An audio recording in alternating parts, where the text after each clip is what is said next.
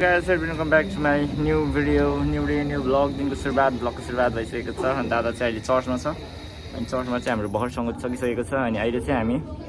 जवन सङ्गति बस्न लागेको छौँ अनि हाम्रो भाइ छ समर्पण भाइ से हेलो हेलो हाम्रो रोशन भाइ छ अनि हाम्रो किन र भाइहरूलाई मात्रै देखाउँछु भनेर क्या होइन हाम्रो बहिनी पनि छन् है बहिनी दिदी सायद दिन्छन् रहेछ हौडा रहेछ यसो एकवटा अहिले चाहिँ हामी गिटारहरू समातिरहेको छौँ अनि गिटार समातेपछि चाहिँ के गर्नुपर्छ भने चाहिँ गिटार बजाउने जस्तो त ट्राई गर्नुपर्छ तर नबजे पनि होइन बोलाउनु भयो त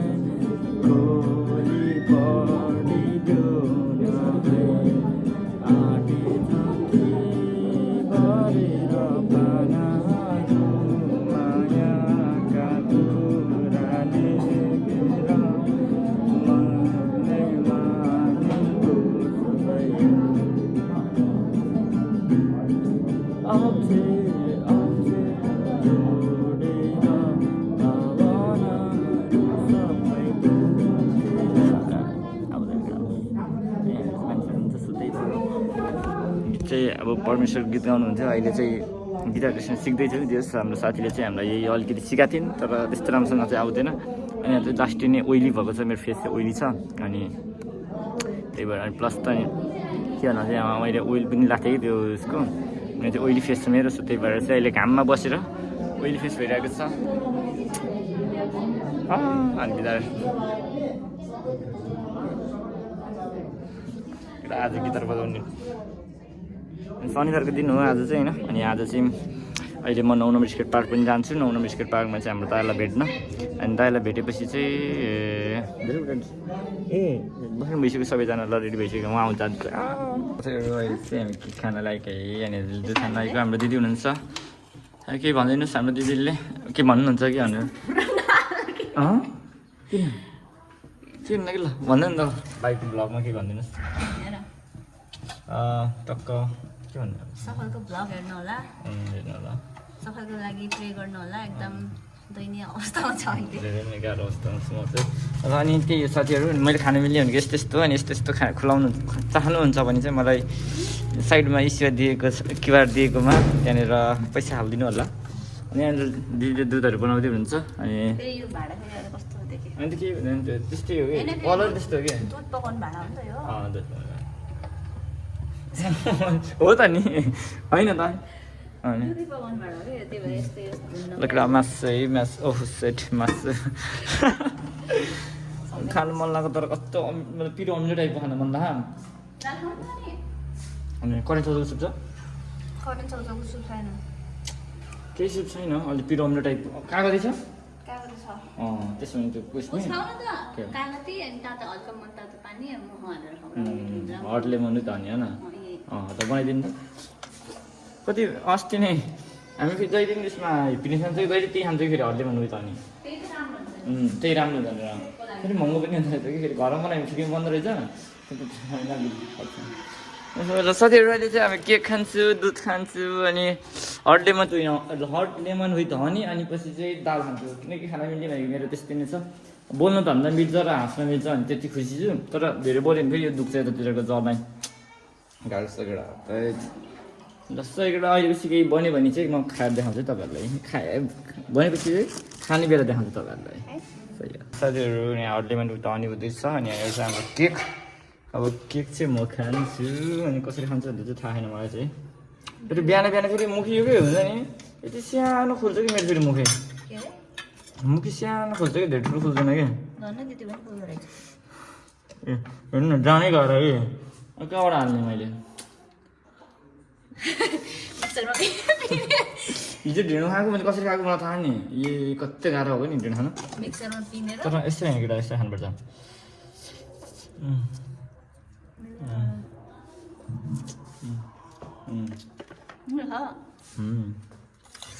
तान्नुपर्छ यहाँ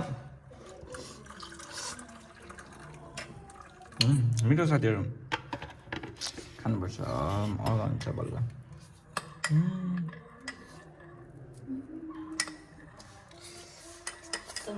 मेरो जान्छ ल साथीहरू खाँदैछु ल सकिसक्यो त्यही भएर हाम्रो भाउजूको बर्थडे हो भाउजूको बर्थडे थियो हिजो भाउजू हेलो भनिदिनु मेरो भ्लगमा हाम्रो भाउजू हुन्छ अनि भाउजूको केक अब साथीहरू है अब हुन्छ अहिले हेरौँ न के हुन्छ अहिले अवस्था अलि बेसी थाहा हुन्छ क्या अहिले केही थाहा हुँदैन फुपा आउनु भएको थिएन आज हेलो साथीहरू म खान्छु अनि तपाईँहरूसँग भेट्छु केटा दाजु चाहिँ अहिले 9 नम्बर स्क्रिप्ट पार आइसकेको छ हाम्रो राजधानी हुनुहुन्छ यो वाट्सएप घाँटी चलक्क आमा दादा चाहिँ लाइभ बस्नु भइरहेको छ र यो लाइभ चाहिँ बस्नुपर्छ केटा लाइभ बस्नुपर्छ लाइभ आओ हेर्न केटा हो 9 नम्बर स्क्रिप्ट पारमा फन हुन्छ संसारकै उत्कृष्ट लाइभ हो 9 नम्बर स्क्रिप्ट पार भन्ने अक्क पछाडि पिकाजु हेर्न सक्नुहुन्छ पुरो हेर्न जाने सय यतिको लाइभ बस्नुपर्छ है केटा हो ल सौड हान्नुपर्छ ल हाम्रो अमृत भाइ छ यहाँनिर अस्ति पेट्रोल सकेर के भएर गाडी बन्द भइदियो यार बाटोमा छक्क भयो अनि गाडी त्यही त भने नि दुईटा केटी थियो फेरि ए त्यही केटा त्यस्तो बोक्कु हुनु भएन केटा ल केटा यहाँ आएको थियो किन भन्दा चाहिँ छक्क भइदियो अनि म त सोचे ला अब त हेर्नु पर्छ नि भयो सो केटा यस्तै रमाइलो भइरहेको छ अघि मान्छे धेरै थियो अहिले चाहिँ निस्किनु भएको छ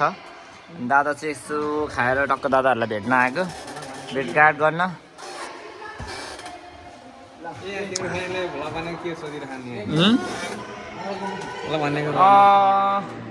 भ्लगको केटा भ्लग हेर्नुपर्छ ल स्केटर सफल केटा केटीहरू थाहा भएन तर जे भए पनि केटा यो भ्लग आयो ल सही ल सही केटा यस्तै नै रमाइलो भइरहेको छ अनि अब चाहिँ म एकछिनपछि होइन अब घरतर्फ लाग्छु घरतर्फ लागेपछि फेरि बुटोलतर्फ जानुपर्ने हुन्छ किनकि अब उनो खेल्न जानुपर्छ हिप्पिनेस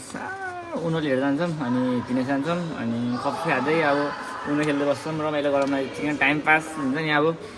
किनकि रात खोलिसकेको छ त्यही भएर चाहिँ घुमघाम गर्न चाहिँ पाइन्छ नि त जस्तो केटा पिस आउट नमस्कार ह्याप्पी बर्थडे बहिनी तिम्रो होइन बर्थडे आज होइन बर्थडे भनेर आएको टाइममा थाहा यहाँ बर्थडे भनेर ल ह्याप्पी बर्थडे बहिनी या कति वर्ष पुग्यौ तिमी 12 वर्ष पुग्यो आमा त कतिमा पढ्छौ तिमी ए गिफ्ट हानेको त होइन नि गिफ्ट हान्नु पर्ने थियो नि त याद औडा झ्यार बुढाएर कहाँ हुँदैन अर्कोचोटि विद्यालय एकचोटि दिनु पऱ्यो के दिनु पऱ्यो नि त बहिनीलाई गिफ्ट के दिनु पऱ्यो सही के काट्ने आज म त आउँदैन भन्थ्यो म फेरि चर्चा थिएँ नि त अनि चर्चा आएर चाहिँ अनि यसो बस्नु परेन त नि बस्नु पऱ्यो कि नै अनि पऱ्यो नि त त्यही भयो केटा लाइभ बस्नुपर्छ 7 बजेतिर दादा लाइभमा बस्छ सो त्यही भएर तपाईँहरू पनि इच्छित हुनुहुन्छ भने तपाईँहरू पनि आउनु सक्नुहुन्छ ल सही केटा पुस्ताबाट हाम्रो बहिनीको बर्थडे हो सबैजना ह्याप्पी बर्थडे भनिदिनु पऱ्यो कति वर्ष पुग्यो तिमी 12 वर्ष होइन कति क्लासमा पढ्छौ 5 क्लासमा पढ्छौ सही केटा ल ह्याप्पी बर्थडे भन्नुपर्छ केटा सही केटा दादा चाहिँ घर आइसकेको छ अनि अब एकछिन बस्छु अनि बसेपछि चाहिँ फेरि बुटोलतर्फ जान्छु होला यार ल दादा के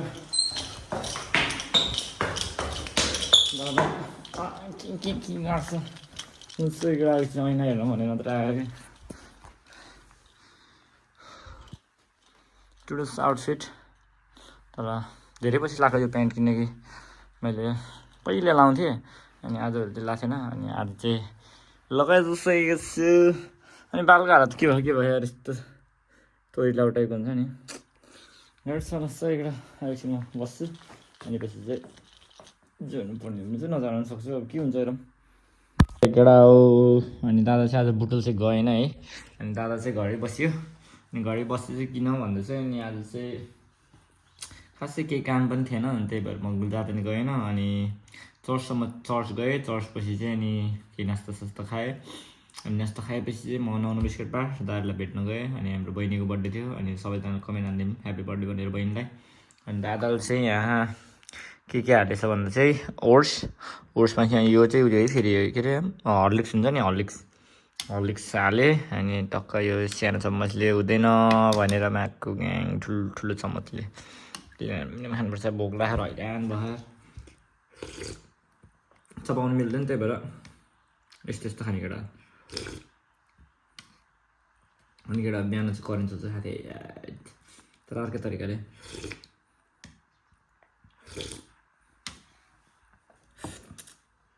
हर्लिक्स चाहिँ धेरै हाल्यो क्या हो गुली भयो तर जस मलाई चाहिँ मनपर्छ हर्लिक्स चाहिँ हाम्रो 3टा डब्बा सकिसक्यो केटा त्यस्तो हालत सक्यो यार अनि दुध चाहिँ फेरि आम्मामा दिनकै 2.5 लिटर ढुक्क जान्छ अनि आधा घन्टामा खाना खानुपर्छ त्यस्तो अवस्था अनि केटा आज ढिँडो पाक्यो भने चाहिँ तपाईँहरूलाई देखाउँछु ढिँडो पाकेन भने चाहिँ देखाउँदैन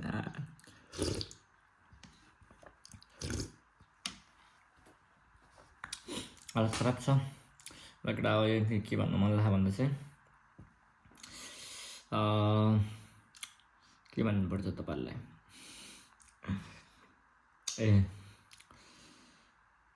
नयाँ हुन्छ पनि सब्सक्राइब गरिदिनु होला सब्सक्राइब गर्नुभएको छ भने पहिल्यैदेखि धेरै धन्यवाद गर्नुभएको छैन भने चाहिँ गरिदिनु होला लाइक कमेन्ट सेयर सब्सक्राइब गर्न चाहिँ नबिर्सिनु होला यो भन्न खोज्यो केटा